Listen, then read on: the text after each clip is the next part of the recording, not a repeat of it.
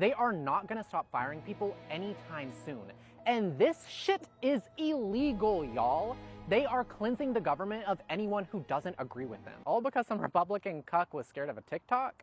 Hello there, viewers. Today I'm going to be bringing you some disturbing news which has basically flown under the radar recently, and it represents a concerning recent trend in the way the government is run. So a food blogger called Caleb Newton, based in Austin, Texas, posted a video that's going viral to his TikTok, basically saying how he was fired from his government job for protected free speech. Ironically, the initial video he posted that he was fired for wasn't even that viral. It has apparently 33,000 views, but it was enough to get him fired. Now, concerns around free speech have obviously been on the rise recently, so we're going to break this down completely. We're going to show you the initial post that he made, the follow-up post he made explaining that he was fired, and a news video that also explains the situation. But before we get into that, please make sure you've liked the video and you are subscribed to Really American. Please also click the notification bell, because it's very important that you get notified when we release stories like this. Really American is one of the few outlets out there that is covering some of these lesser-known news pieces, which are very, very much important. Now, let's not forget, this man lost his job for this post, so I think it's very important, in the interest of fairness, that you get to watch it yourselves. I'm going to show it to you now so you can see the shocking, outrageous things he said that made him lose his job.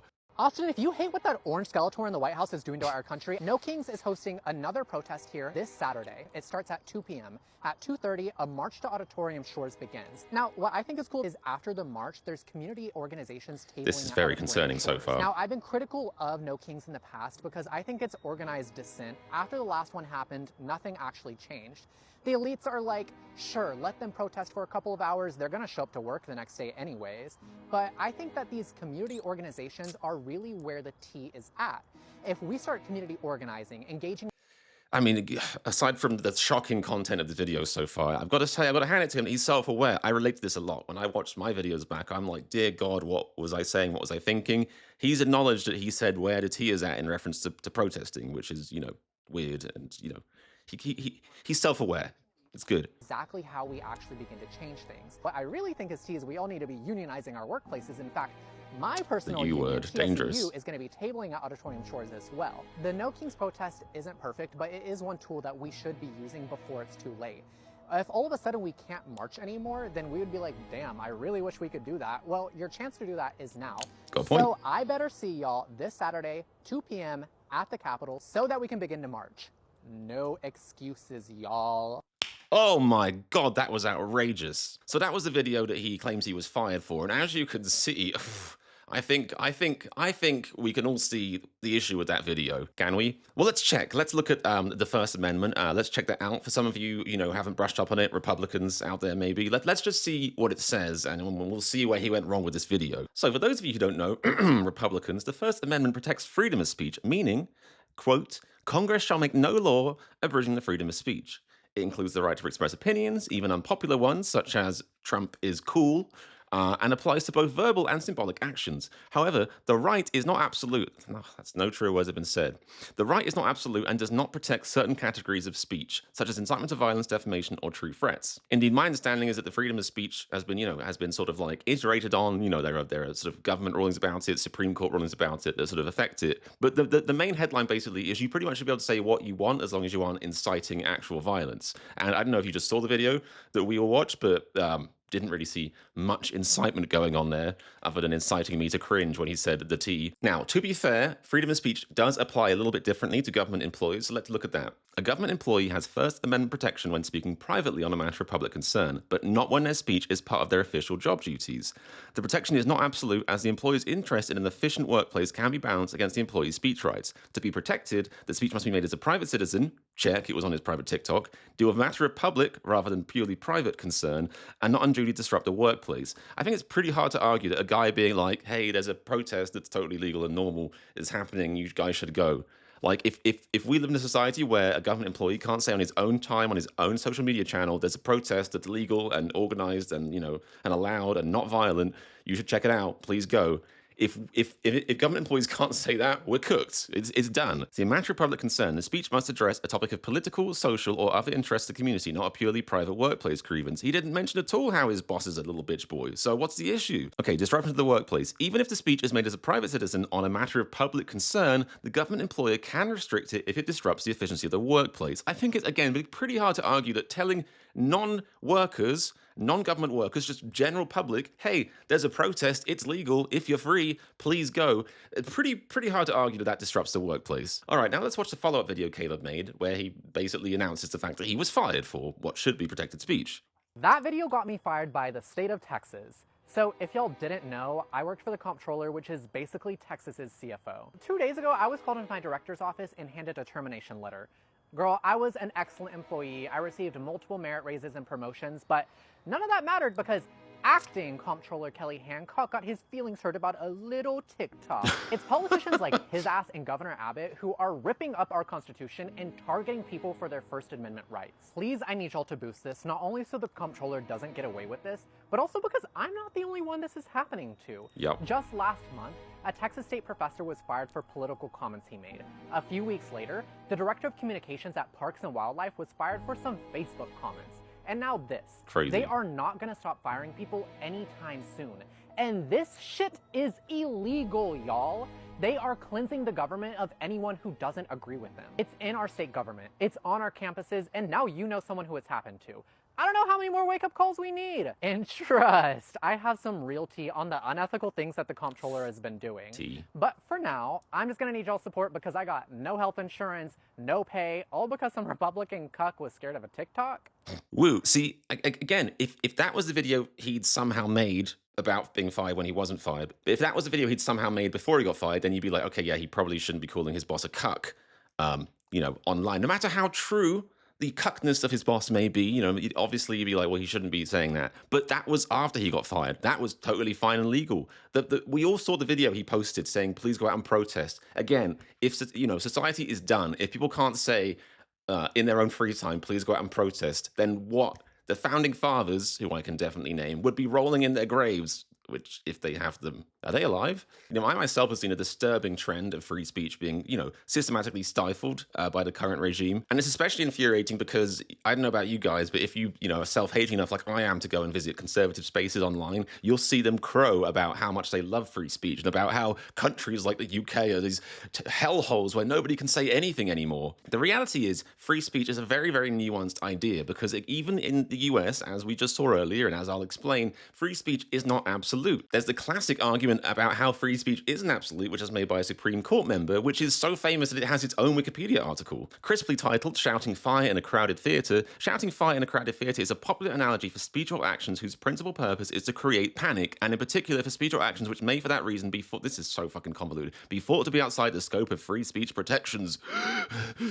The phrase is a paraphrasing of a dictum, which I assume is a very naughty word, or non-binding statement from Justice Oliver Wendell Holmes Jr.'s, God, we had cool names back in the past, opinion in the US Supreme Court case Schenck versus United States in 1919. So as long as 100 years ago, people were being like, look, free speech is great, but maybe we shouldn't allow people to use their speech to, get people killed and get away with it because they'd be like, free speech. Even the US, which ironically up until the past 2 years has been one of the most rabid countries about saying free speech is so important, recognizes that free speech cannot be absolute. It just cannot. I think anyone with kind of morals or a brain can understand why it cannot be completely absolute. Besides, only a Sith deals in absolutes. So interestingly, that phrasing from Mr. Holmes came from a case which I guess, the plaintiff ended up losing, and they held a defendant's speech in opposition to the draft during World War I was not protected free speech under the First Amendment. So again, the Supreme Court has been doing some BS for a while now.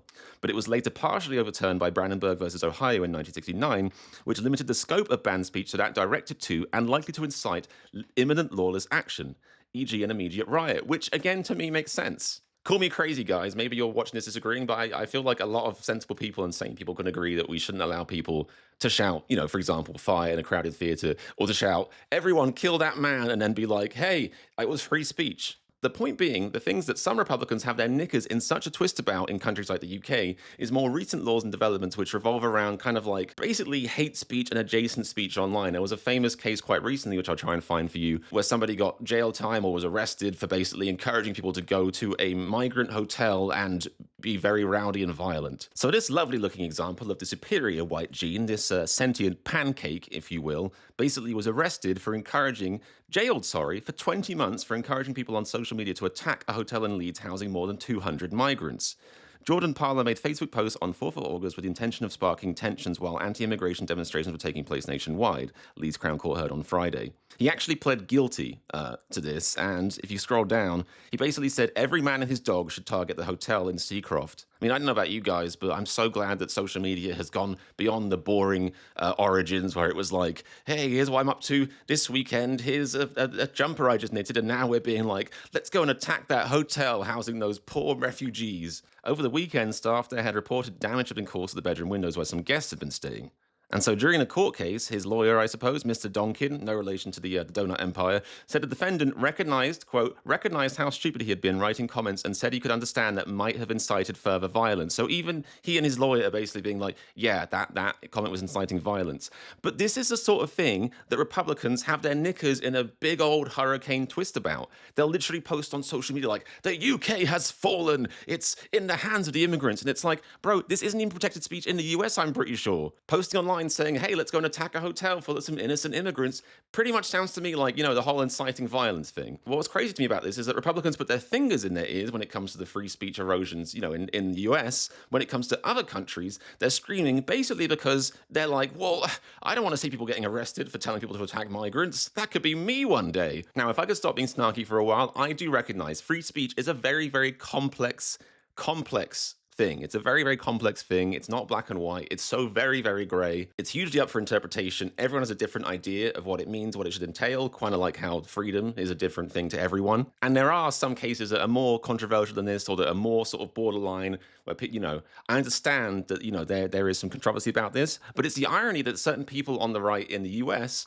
have a fucking boner for not news articles like this, but put their fingers in their ears for the insane amount of free speech suppression in America. Immigrants and visa holders are being deported en masse for saying stuff that the current government doesn't like, stuff that would 100% be protected speech if they were citizens. And the issue is there is no precedent whatsoever saying that due process and the rule of law or, you know, law and order and the Constitution doesn't apply to non-citizens. And the second a society accepts that law does not apply to non-citizens is the second society crumbles and falls, in my opinion. All right, now let's watch a news clip where, you know, this guy, Caleb, from Austin, Texas, spoke to the news and gave his opinion on the whole thing, because I think, you know, I think the most important thing is hearing it from his own words.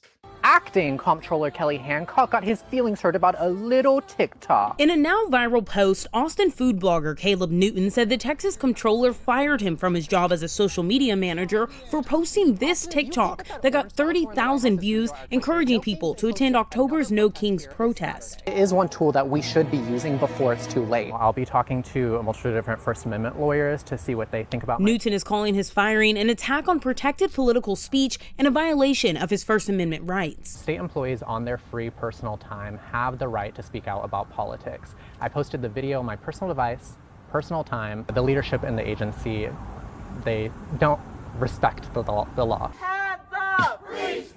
I like how he thought about saying that, and he was like, "No, wait a second, I'm fired. I might as well say it. They don't respect the law." Yeah, and it's like it's hard to argue with you, man. The Employees Union called out the state during a Monday rally over a growing trend of firing public employees. Texas A&M University fired an English professor after a video of her discussing gender went viral on X. President Mark Welsh also left the university due to political backlash. I was fired for supposed criminal activity. And former Texas State University professor Tom Alter was fired after making negative comments about the U.S. government at a socialist conference outside of work hours in September. Alter continues to appeal the decision. Monday's rally coincides with the Texas State University System Board of Regents hearing. The 9-member board appointed by the governor will determine whether to reinstate Alter. If this was a true democratic and due process hearing, I would not be out here speaking to you right now. I'd be inside there pleading my case, and we'd be going through the evidence. There are over 400,000 state employees in Texas, and the Foundation for Individual Rights and Expression believes threatening their ability to speak freely impacts policy-driven conversations. I love how the news has to be like so impartial about stuff like this. It's like, this man believes that being kicked in the balls might hurt his testicles. It's like, well, yeah, of course. And of course, suppressing government employees' speech is going to have ramifications. And the Foundation for Individual Rights and Expression believes threatening their ability to speak freely impacts policy-driven conversations. Yeah. Other public employees will self-censor for fear that if they say something in their personal lives that some government official dislikes, that they'll be out of a job. Unlike Alter, who is fighting for his job back, Newton won't try to return. Instead, he plans to apply to jobs out of state. I love the Texas Comptroller Agency, I love the team, but I just don't foresee myself working for the state government anytime soon. It's very clear what their strategy of the leadership is, and it's pushing people like me out who don't agree with them. Yes, good for you, King. You're too good for them. Even if they beg you to take him back, no, it's good. This is a proper breakup. He's moving away. He's not talking to him on social media anymore. Needs to be a strong cultural commitment to protect First Amendment rights, which aligns with Newton's message to other state employees who fear retaliation. I say like and comment away. They can't fire us all. For Capitol Tonight, What was he going to say when they cut him off there? They can't fire us all, and they fucking suck.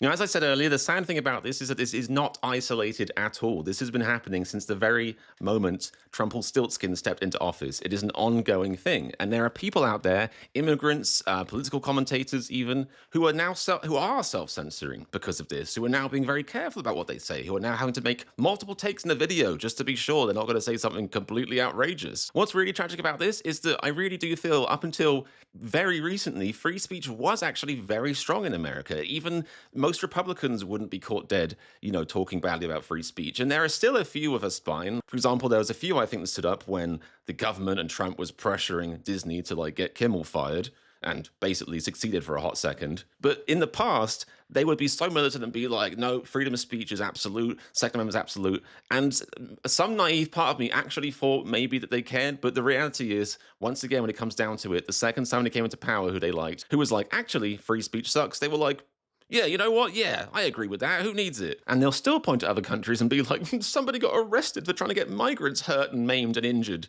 And ignoring the fact that the stench, the rotting stench of the corpse of free speech is you know, the shit don't stink analogy. It's coming across the Atlantic. I'm sure there are loads of people, citizens and immigrants, who never even thought about, you know, their political speech up until this year. This is a brand new thing. It is very, very concerning. We're not talking about people's right to go online and say, hey, let's go and hurt a bunch of people. We're talking about people's right to go online and say, hey, let's protest. Again, this is such foundational shit to democracy. It is so important. And honestly, given the political climate, I get it. It is very, very tempting to put your head in the sand, to be quiet. So props to all of you who are watching these videos and commenting, because you are doing something. You might not feel like it, but you're doing something. And obviously, big props to Caleb Newton, not just for doing the right thing, but for not backing down, for doubling down on his right to free speech and right to protest, because these are, again, essential hallmarks of democracy and they must be protected. If you want to check out his TikTok, it is @CalebComplains, which is a very good and relatable username. Otherwise, thank you for watching. I'll see you next time.